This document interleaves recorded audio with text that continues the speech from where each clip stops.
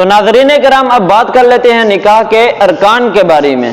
نکاح حرام کو حلال کرتا ہے، اس لیے بوقت نکاح اس کے شرائط اور اس کے ارکان کی پاسداری اور اس کا لحاظ کرنا نہایت ضروری ہے، ورنہ بعض اوقات نکاح منعقد ہی نہیں ہوتا اور لڑکا لڑکی ایک طویل عرصے تک حرام کاری کرتے رہتے ہیں۔ تو ناظرین ارکان نکاح جو ہیں وہ 3 ہیں۔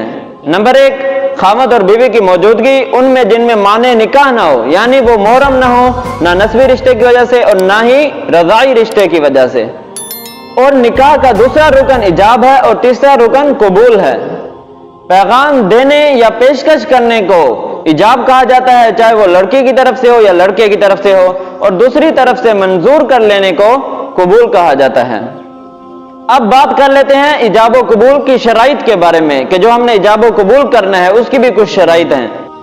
تو پہلی شرط یہ ہے کہ ایجاب و قبول کی مجلس ایک ہو، مثلا جس مجلس میں ایجاب ہوا ہے اسی مجلس میں ہی قبول ہو جائے، ورنہ نکاح منعقد نہیں ہوگا۔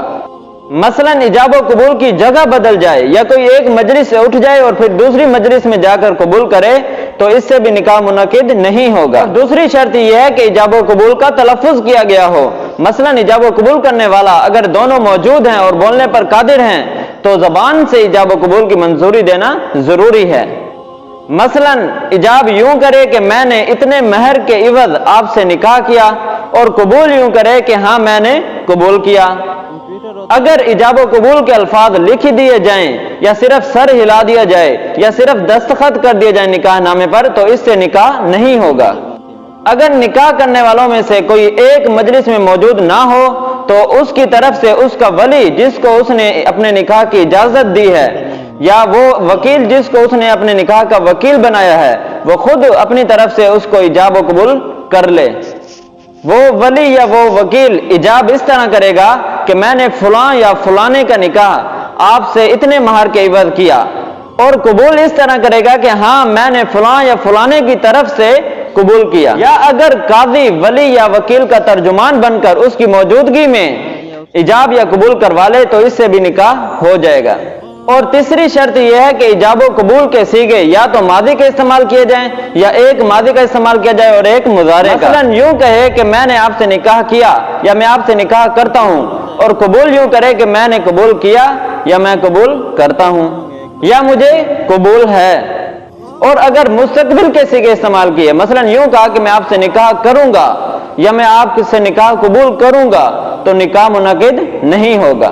اور چوتھی شرط یہ ہے کہ ایجاب و قبول کم از کم 2 ایسے مسلمان عاقل اور بالغ مرد یا ایک مرد اور 2 عورتوں کی موجودگی میں ہو جو فریقین کے ایجاب اور قبول کو سن سکیں۔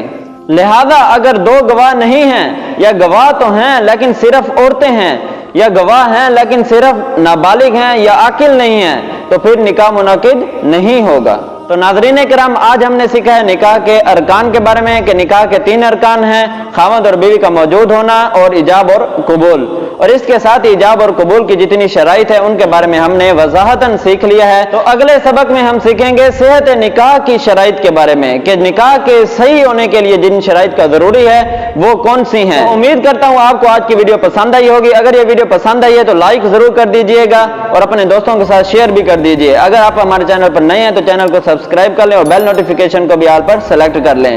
اللہ تعالیٰ سے دعا ہے کہ اللہ تعالیٰ ہمیں دین اسلام کی صحیح معنوں میں سمجھ اور بوجھ عطا فرمائے اور اس پر عمل کرنے کی بھی توفیق عطا فرمائے۔ آمین وآخر دعوانا الحمدللہ رب العالمین۔